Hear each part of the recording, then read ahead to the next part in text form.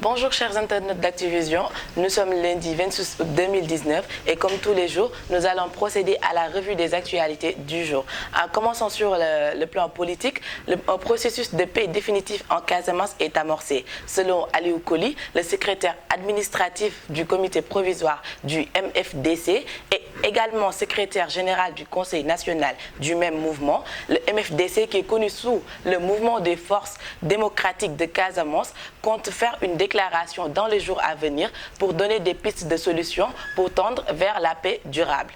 Inhumation de l'homme politique qu'il fut, Amath Dansokho repose désormais à Saint-Louis, terre où il a fait ses études. Un dernier hommage lui a été rendu par la nation lors du lever du corps. Les employés de Bus Tata menacent d'immobiliser le transport public. Ils déclenchent dès ce lundi une grève générale où ils porteront des brassards rouges avant de décréter une grève générale en début septembre pour demander la signature de leur contrat. Sommet du G7, le président Macky Sall s'est engagé à mobiliser la solidarité nationale pour aider les moins favorisés à desserrer l'étau de la solitude face à la précarité et aux besoins. On va continuer toujours avec Société. L'affaire des 94 milliards, accusation d'Ousmane Sonko qui porte sur Mamour Diallo, qui est le président de l'Assemblée générale du mouvement Dolli Macky. Celui-ci s'est félicité de la conclusion de cette affaire après que la lumière ait été faite. Drame à la cité Keur Gorgui, un homme est tombé du 5e étage d'un immeuble.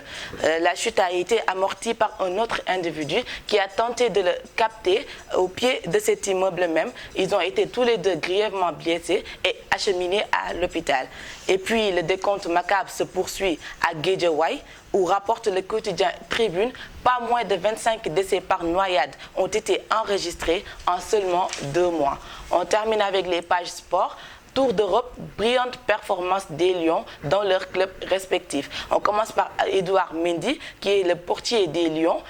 Il a d'abord arrêté un penalty pour sa première titularisation avant que Mbaye Niang ne marque son 12e but en 2019. Première titularisation aussi pour Idrissa Gana Gueye dans son nouveau club qui est le Paris Saint-Germain, rencontre face à Toulouse FC. Il a lui aussi su se démarquer et nous a offert un très bon début. C'était tout pour cette revue d'aujourd'hui. Je vous donne rendez-vous demain. Merci d'être connecté sur Activision.com.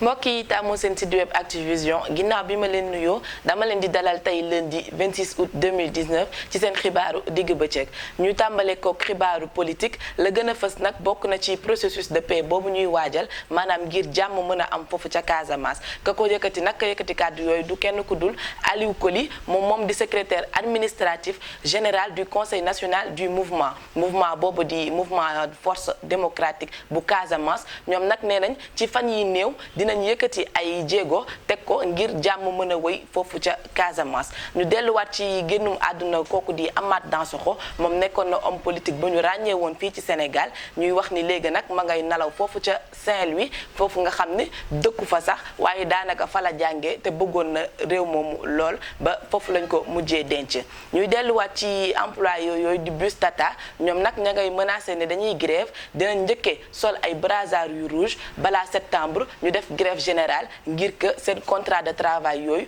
ñu mën koo signer ñu delluwaat ci société affaire 94 milliards yooyu nga xam ne Ousmane Sonko moo ko yëkkati woon tuumaal ko kooku ñuy wax Mamour Diallo moom nag ma ngay président l'Assemblée générale du mouvement boobu di tudd Dollil Macky moom nag ñu ne affaire boobu daanaka jeex na ndax tuumaal yooyu yëpp Ousmane Sonko yëkkati woon gannaaw ba ñu xaymaa affaire bi gis nañ na loolu yëpp dara amu ca ñu delluwaat ca cité Kër Gorgui foofu nag benn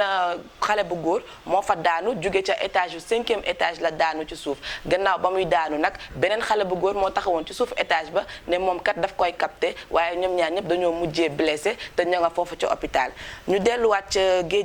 Géejawaay nag ba ñu jotoo xaymaa la fa jot a génn ca àdduna ci ay nit yi nga xam ni par noyade maanaam ca géej lañ deewee mat na la mat 25. ñu jeexalee ak sport suñu gaynde yooyu nga xam ni ku ci nekk rejoindre nga sa club ba ngay évoluer foofu nag ñu ne Edouard Mendy moom mi nga xam ne mooy suñu gardien but sénégalais moom ca club ba mu nekk noonu jot na faa jàpp benn penalty kooku di Mbaye Niang moom it dugal na 12e butam ci année 2019 bi ñu delluwaat ci Idrissa Gana Gueye moom ginnaaw ba mu signé ak Paris Saint-Germain le 25 bii passé nag moo nekkoon premier match am ca di ko jànkonte ak Toulouse FC moom nag foofu ca match ba jot na fa teg ay jéego ba daanaka ràññee nañ ko ci biir terrain bi loolu lañ leen indiloon ci ay xibaar di leen joxaat dig daje rek ba suba incha allah.